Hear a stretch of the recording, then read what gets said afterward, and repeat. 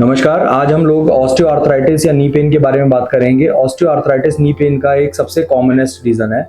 बढ़ती उम्र के साथ साथ जैसे जैसे हमारे कार्टिलेज जो नी की सतह पे होते हैं, ठीक है, नी के सरफेस पे होते हैं, वो घिसने लगते हैं और नी जॉइंट में जो स्पेस कम होने लगता है उसकी वजह से, रगड़ लगने की वजह से पेशेंट्स को अमूमन घुटनों में काफ़ी दर्द रहता है। इन पेशेंट्स के अंदर हम पेन क्लिनिक में कुछ तरीकों से इनके घुटनों के दर्द को रिलीफ दे सकते हैं। सबसे पहले पेशेंट्स को अपने लाइफस्टाइल पे काम करना होता है।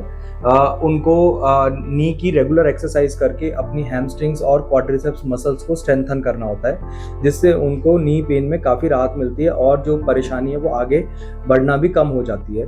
उसके साथ साथ फिजियोथेरेपी कराएं और अल्ट्रासोनिक थेरेपी और वैक्स थेरेपी कराने से भी पेशेंट्स के पेन में काफ़ी लाभ मिलता है। उसके साथ साथ दवाइयाँ और कुछ सप्लीमेंट्स लेके भी पेशेंट्स बेहतर हो जाते हैं। लेकिन जो पेशेंट्स को इन चीज़ों से राहत नहीं मिल रही होती, हम पेन क्लिनिक के अंदर कुछ घुटनों में प्रोसीजर्स करके उनको रिलीफ दे सकते हैं। ये 5 टाइप के प्रोसीजर्स होते हैं। हर एक प्रोसीजर जो है वो उसमें हम घुटनों में कुछ दवाई डालते हैं। पहला प्रोसीजर होता है स्टेरॉयड इंजेक्शन। स्टेरॉयड इंजेक्शन हम सिर्फ उन्हीं मरीजों में करते हैं जिनके अंदर ऑस्टियोआर्थराइटिस या घुटने के अंदर पानी है, तो जिसको हम बोलते हैं वेट ओए। ये 15 से 20% ही मरीज होते हैं। 80% मरीज जो ऑस्टियोआर्थराइटिस के होते हैं उनके अंदर घुटने ड्राई होते हैं। उनके अंदर हम अगर स्टेरॉयड डालेंगे तो उनका जो कार्टिलेज है और ज़्यादा वीकन होता है और उनका ऑस्टियोआर्थराइटिस ज़्यादा तेज़ी से बढ़ता है। तो इसलिए हम स्टेरॉयड रेकमेंड सिर्फ उन्हीं मरीजों में करते हैं जिसके अंदर घुटनों में पानी हो। दूसरा होता है विस्को सप्लीमेंटेशन, जो कि एक आर्टिफिशियल ग्रीस होती है, जिसके अंदर अगर हम घुटनों में विस्को सप्लीमेंट कर दें तो पेशेंट्स जो ग्रेड 2 ग्रेड 3 आर्थराइटिस के होते हैं उनको 1.5 से 2 साल तक भी रिलीफ मिल जाता है, क्योंकि इससे फ्रिक्शन कम हो जाती है और आपके दोनों घुटने की जो सतहें हैं वो आपस में घिसती नहीं है। ठीक है। तीसरा, जो अब नई टेक्निक्स आई हैं जिनको हम रीजनरेटिव मेडिसिन भी कहते हैं, इसके अंदर हम 3 तरीके के पदार्थ यूज करते हैं। पहली चीज होती है PRP therapy, platelet rich plasma, जो पेशेंट के ब्लड से बनती है। इसके अंदर हम पेशेंट्स का ब्लड को निकाल के उनको सेंट्रीफ्यूज करते हैं और प्लेटलेट्स को अलग करके घुटने के अंदर डालते हैं। इससे जो ग्रोथ फैक्टर्स निकलते हैं इन प्लेटलेट से, उससे आपके कार्टिलेज रिपेयर होता है और जो आपके लिगामेंट्स हैं वो स्ट्रेंथन होते हैं।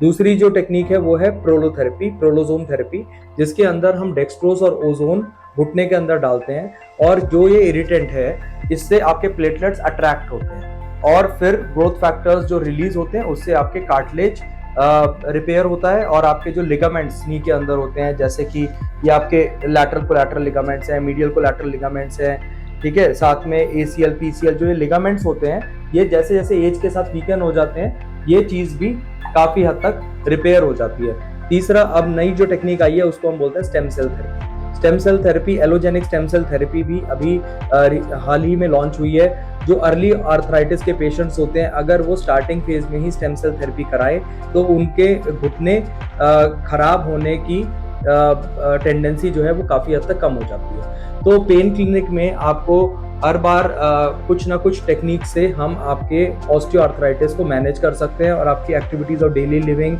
में से को इम्प्रूव कर सकते हैं और आपके पेन में आप रिलीफ दे सकते हैं। तो जो लोग सर्जरी नहीं कराना चाहते हैं या किसी बीमारी की वजह से सर्जरी के लिए फिट कैंडिडेट्स नहीं हैं, वो पेन क्लिनिक में आके अपनी क्वालिटी ऑफ लाइफ को इम्प्रूव कर सकते हैं, अपने पेन में रिलीफ पा सकते हैं। अगर किसी भी प्रकार के आप नी पेन से प्रॉब्लम में है तो आप एक बार पेन क्लिनिक में ज़रूर संपर्क करें।